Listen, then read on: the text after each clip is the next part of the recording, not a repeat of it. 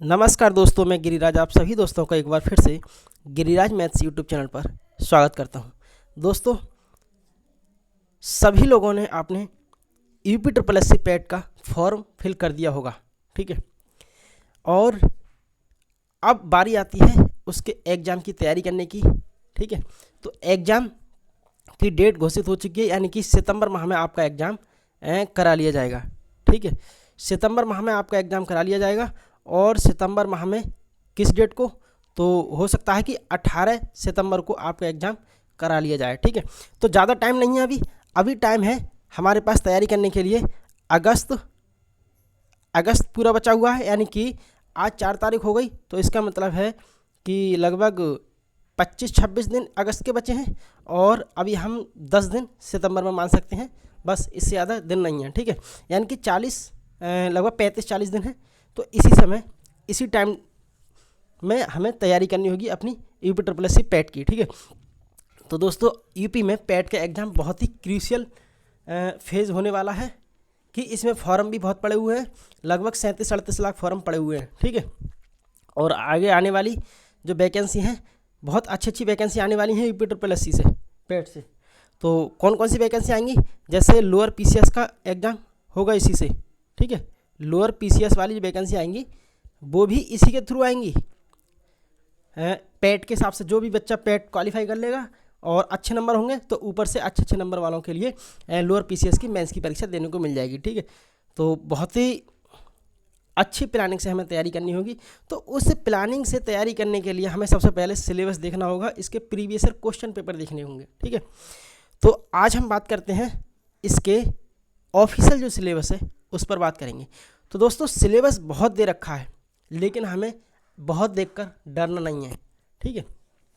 डरना क्यों नहीं है, क्योंकि सिलेबस में बहुत सी चीज़ ऐसी हैं कि डिटेल्ड फॉर्म में दे रखी हैं, बस हमें वो पर्टिकुलर चीज़ ही पढ़नी है।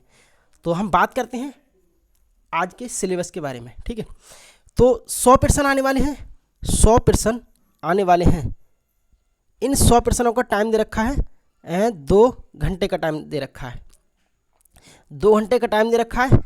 और अब देखते हैं कौन कौन से सेक्शन इसमें पूछे जाने वाले हैं।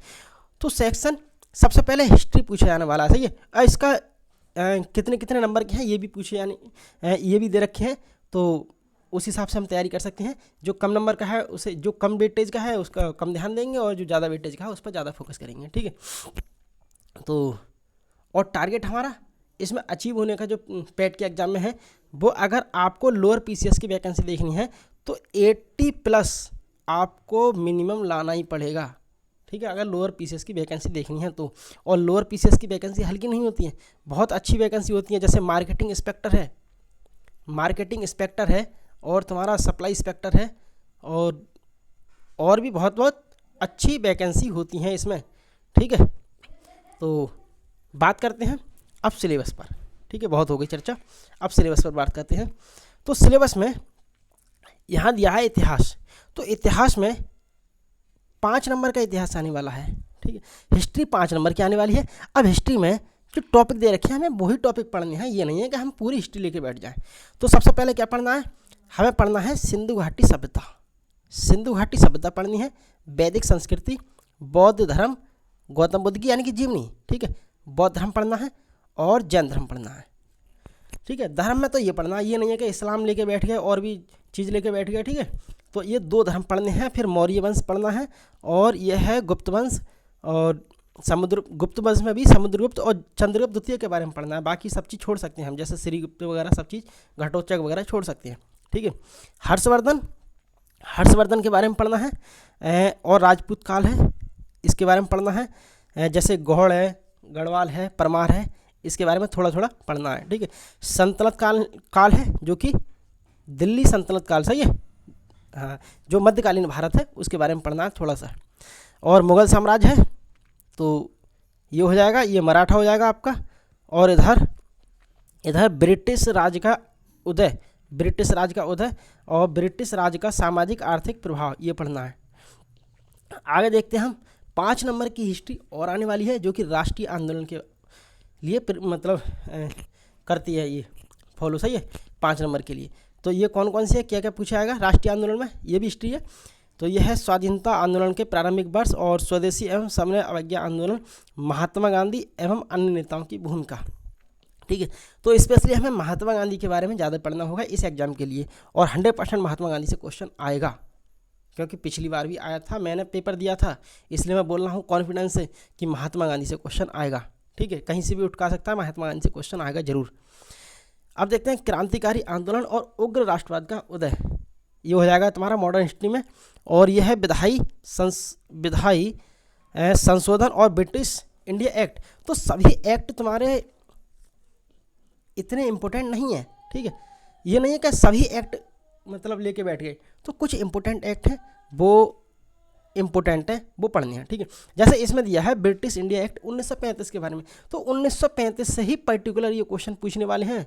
ये नहीं है कि सभी एक्ट पूछ लिए जाएंगे, लेकिन हमें कुछ एक्ट भी पढ़ने होंगे, क्योंकि कुछ नहीं पता कि 1900 एक्ट यहाँ पे दे रखा है, तो 1935 मतलब सही एक्ट मतलब क्वेश्चन पूछे।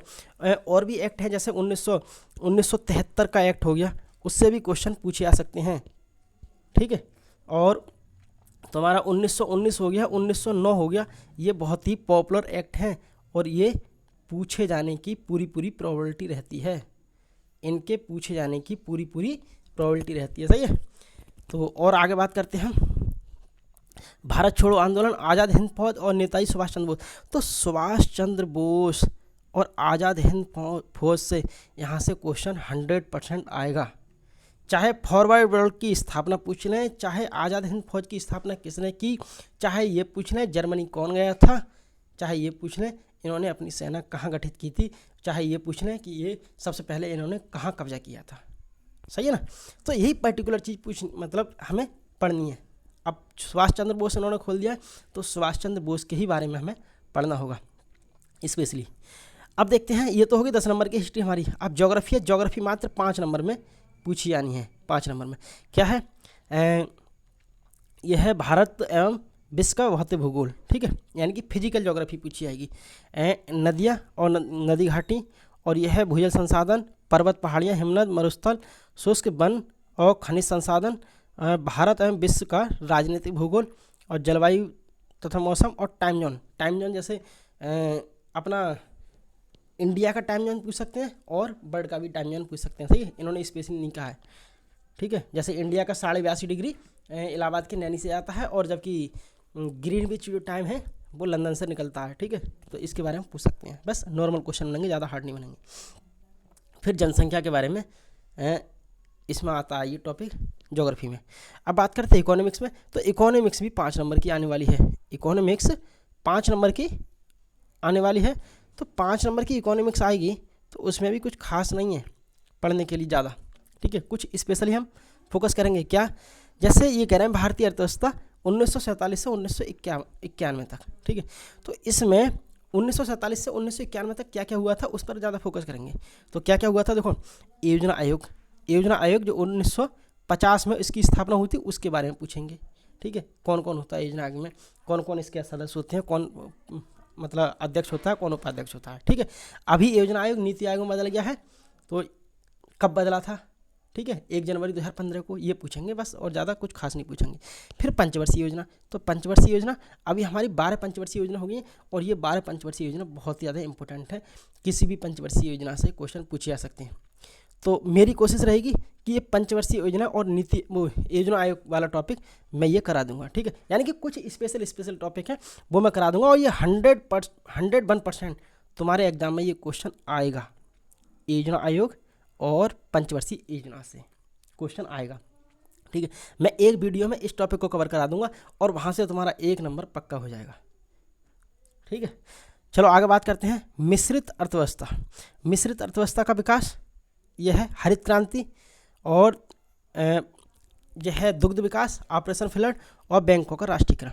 ये भी 3 टॉपिक बहुत इंपॉर्टेंट है और बहुत हल्के टॉपिक हैं। ठीक है, यानी कि आप मात्र 20-25 मिनट में इन टॉपिक को तीनों को कवर कर सकते हो, और यहाँ से क्वेश्चन ईजिली बन जाएगा। हरित क्रांति से स्पेशली बनेगा क्वेश्चन। फिर वर्ष 1991 में आर्थिक सुधार, उसके ये वाला टॉपिक है। 2014 के पश्चात के आर्थिक सुधार, ये सभी पूछे जाएंगे। ठीक है, और जहाँ तक प्रोबेबिलिटी बनेगी कि इन्हीं से क्वेश्चन ज़्यादा पूछे जाएगा, इन्हीं से। तो आपके जो 5 क्वेश्चन है, 5 में से 3 क्वेश्चन की प्रोबेबिलिटी यहाँ बनती है कम से कम पूछने की, बाकी एक जीएसटी वगैरह से पूछ लिया जाएगा। आगे बात करते हैं भारतीय संविधान एवं लोक प्रशासन। तो भारतीय संविधान में भी स्पेशल पढ़ना है हमें, जो टॉपिक में दे रखा है। क्या? भारतीय संविधान की मुख्य विशेषताएं, हमारा संविधान कैसा है, अलिखित है या लिखित है या कठोर है, लचीला है, कैसा है, ठीक है, ये पूछे जाएंगे। राज्य के नीति निर्देशक तत्व, ठीक है, जैसे 36 से 51 तक है, किस भाग में आते हैं, किस भाग में आते हैं, तो भाग कौन से में आते हैं, ये भाग में आते हैं 4, ठीक है, यही पूछेंगे। किस अनुच्छेद में क्या कहा है, तो 36 से 51 तक बहुत ज़्यादा इंपॉर्टेंट अनुच्छेद है, सभी हमें पढ़ने होंगे, बारीकी से पढ़ने होंगे, बहुत इंपॉर्टेंट है हर एग्जाम में। यूपी क्या इंडिया के हर एग्जाम में पूछे जाने वाले अनुच्छेद हैं। जैसे मौलिक कर्तव्य है, ये भी बहुत इंपॉर्टेंट है, मौलिक कर्तव्य है, मौलिक अधिकार है, ये भी बहुत इंपॉर्टेंट है। मौलिक कर्तव्य है 12 से 35, भाग 3, और मूल कर्तव्य है या मौलिक कर्तव्य है भाग 4 का, और ये हो गया तुम्हारा 51 का, ये बहुत इंपॉर्टेंट है, सही है, करते हैं बात बाद में। अभी हम सिलेबस पर ध्यान देंगे। अब संसदीय प्रणाली पूछी जाएगी आपकी, संसदीय प्रणाली, ये संसदीय प्रणाली राज्य एवं केंद्र शासित प्रदेश, मतलब केंद्र राज्य संबंध के बारे में ये वाला टॉपिक पूछा जाएगा, सर्वोच्च न्यायालय उच्च न्यायालय के बारे में, और जिला प्रशासन, और ये स्थानीय निकाय एवं विकास पंचायती राज संस्था, ये बहुत इंपॉर्टेंट टॉपिक है, ये वाला पूछा जाएगा, कराएंगे हम, टेंशन बिल्कुल नहीं है। अब बात करते हैं सामान्य विज्ञान में। सामान्य विज्ञान 5 नंबर की आएगी, ज़्यादा नहीं पूछी जाएगी। अब 5 नंबर में तीनों सामान्य विज्ञान पूछी जाएंगी, यानी कि फिजिक्स और केमिस्ट्री और बायोलॉजी। अब ऐसा तो है नहीं 5 नंबर में बहुत सारे क्वेश्चन पूछ लिए जाएँ, तो 5 नंबर में ऐसे क्वेश्चन पूछेंगे बहुत नॉर्मली उठते। तो अब बात करते हैं हमारे मतलब ये है गणित। तो गणित में क्या है, गणित भी 5 नंबर का आएगा, तो ये मैथ आएगा 5 नंबर का आएगा, ठीक है, लेकिन 5 नंबर का नहीं है। अभी आगे दिखाऊंगा मैं, 25 नंबर का मैथ पूछा आना है। तो अभी 5 नंबर में ये दिया है कि स्पेशल टॉपिक दे रखे हैं, पूर्ण संख्या है, भिन्न दशमलव है, परसेंटेज पूछी जाएगी, और अपना गणितीय अंगणितीय समीकरण पूछे जाएंगे, और वर्गमूल और घातांक प्रणाली, औसत। यही पिछली बार मतलब क्वेश्चन इन्हीं टॉपिकों से पिछली बार क्वेश्चन पूछे गए थे, और एक्स्ट्रा कुछ भी नहीं पूछा गया था। तो 5 नंबर में ये हो गया। आगे देखते हैं सामान्य हिंदी। सामान्य हिंदी 5 नंबर में पूछी जाएगी, लेकिन 5 नंबर की नहीं है सामान्य हिंदी। सामान्य हिंदी 5 नंबर की नहीं है भैया, सामान्य हिंदी 5 नंबर की यहाँ है, और 10 नंबर की और है आगे, वो गद्यांश के रूप में पूछी जाएगी। तो कुल कितने नंबर की होगी सामान्य हिंदी? 15 की। जबकि मैथ यहाँ 5 नंबर का दिया है और 20 नंबर का आगे है, तो कुल मैथ कितने का हो गया? 25 का। आगे बात करते हैं उस पर। अभी देखते हैं 5 नंबर में सामान्य हिंदी में क्या पूछा जाएगा। तो 5 नंबर में पूछा जाना है, एक तो तुम्हारा संधि है, विलोम है, पर्यायवाची है, वाक्यांश के लिए एक शब्द, लिंग है, और संस्कृत भिन्नार्थक, मुहावरे, लोकोक्तियाँ, सामान्य शुद्धियाँ, लेखक और रचनाएं।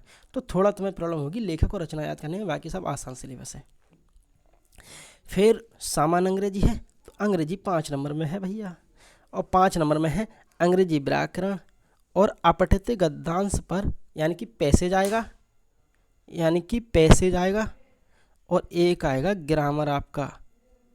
इतनी आसान नहीं है ये, इतनी आसान नहीं है ग्रामर और पैसेज। जिसकी इंग्लिश है पढ़ी हुई थोड़ी बहुत वो कर सकता है, और बाकी आप इसमें झोल में ना पड़े। जो भी ईपी का बच्चा है इंग्लिश नहीं देखी है इसने, तो वो इसके चक्कर, इन 5 नंबर चक्कर में नहीं पड़े, और देखे वो कहीं पे सही है। यानी कि ज़रूर नहीं है कि 5 नंबर से हम सिलेक्शन ले पाएंगे, मतलब और सब्जेक्ट पर फोकस करें तो ये 5 नंबर को छोड़ सकता है। अगर मौका बने तो थोड़ा बहुत पढ़ ले, 1-2 नंबर मिल जाएगा इसमें, ठीक है। और जिनकी मतलब है पढ़ी हुई इंग्लिश, तो वो तो 5 के 5 करके आएंगे, क्योंकि हार्ड आएगी नहीं, बहुत आसान आती है। फिर रीजनिंग है, तो रीजनिंग भी 5 नंबर में पूछी जाएगी, ठीक है। कौन कौन सा? छोटा बड़ा, ऑर्डर एंड रैंकिंग, संबंध, ब्लड रिलेशन, और भिन्नार्थ मतलब भिन्न, और यह है आपका कैलेंडर और घड़ी, कारण, कथन, अकारण, प्रभाव, कोडिंग डिकोडिंग, और यह है कथन निष्कर्ष, या निर्णय वगैरह ये पूछे जाएंगे 5 नंबर में। मतलब नॉर्मली टॉपिक है, थोड़े टॉपिक हैं। फिर सबसे ज़्यादा इम्पोर्टेंट जो है वो है 10 नंबर में समसामयिकी। समसामयिकी मतलब करंट अफेयर्स। करंट अफेयर्स कहाँ से पूछी जाएगी? भारत और विश्व की करंट अफेयर्स पूछी जाएगी 10 नंबर में, बहुत ज़्यादा इंपॉर्टेंट रोल प्ले करेगी। सही है, तो बीते 6 महीने की करंट अफेयर्स आप तैयार कर लें कहीं से भी, ठीक है, चाहे मैगजीन ले लें और चाहे किसी यूट्यूब चैनल को फॉलो कर सकते हैं। अब बात करते हैं हम यह है जनरल अवेयरनेस की। सही है, तो जनरल अवेयरनेस की बात करेंगे, सामान्य अध्ययन की। तो सामान्य अध्ययन भी हमारा 10 नंबर में पूछा जाएगा। सामान्य अध्ययन हमारा 10 नंबर में पूछा जाएगा। और इस सामान्य अध्ययन में सभी चीज़ पढ़ने की जरूरत ना है, जो टॉपिक में दे रखे हैं वही पढ़ो। जैसे भारत के पड़ोसी देश हैं, बस पाकिस्तान है, कौन है, अफगानिस्तान है, ये यानी कि बचपन में भूल याद कर लो, और किस किस की कितनी सीमा लग रही है वो याद कर लो, और वहाँ की राजधानी और मुद्रा याद कर लो। यही स्पेशल पूछेंगे और कुछ नहीं पूछेंगे। सही है, भारत के राज्य और केंद्र शासित प्रदेश कुल 28 राज्य हैं और 8 केंद्र शासित प्रदेश है। इनके बारे में हल्की हल्की चीज़ पढ़नी है। हल्की हल्की चीज़ का मतलब अब मैं बताऊँ क्या क्या। देखो,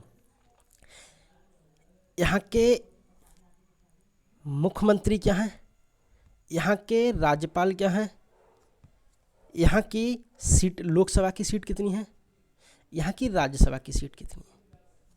सही है, बस यही चीज़ पूछनी है और कुछ नहीं। ज़्यादा हो तो इसके हाई कोर्ट के न्यायाधीश के बारे में पढ़ लेना, लेकिन इतना डीपली जाएंगे नहीं है। अब बात करते हैं भारतीय संसद और राज्यसभा, लोकसभा, विधानसभा, विधान परिषद। ठीक है, तो ये चीज़ पढ़नी है, यानी कि विधि निर्माण वाली चीज़ पढ़नी है। राष्ट्रीय अंतर्राष्ट्रीय दिवस चाहे करंट में पढ़ लो चाहे पढ़ लो बाद में, मतलब ये एक ही जगह टॉपिक कवर हो जाएगा। विश्व संगठन और उसके मुख्यालय इंपॉर्टेंट टॉपिक है, इसको करा दिया जाएगा। ठीक है, बहुत इंपॉर्टेंट टॉपिक है, हर परीक्षा में आता है।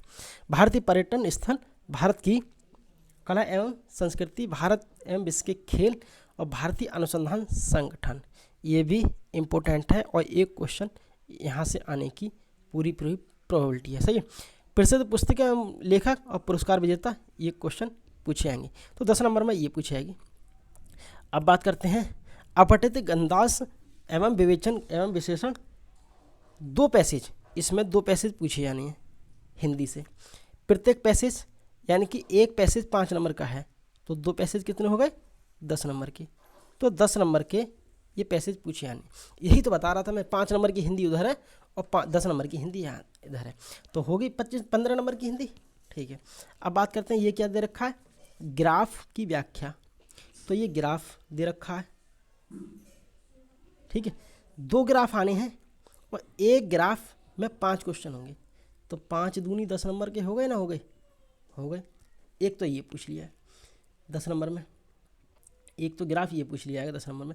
एक तालिका की व्याख्या एवं विशेषण, 2 तालिकाएँ पूछी जाएंगी, ये भी 10 नंबर में पूछी जाएगी।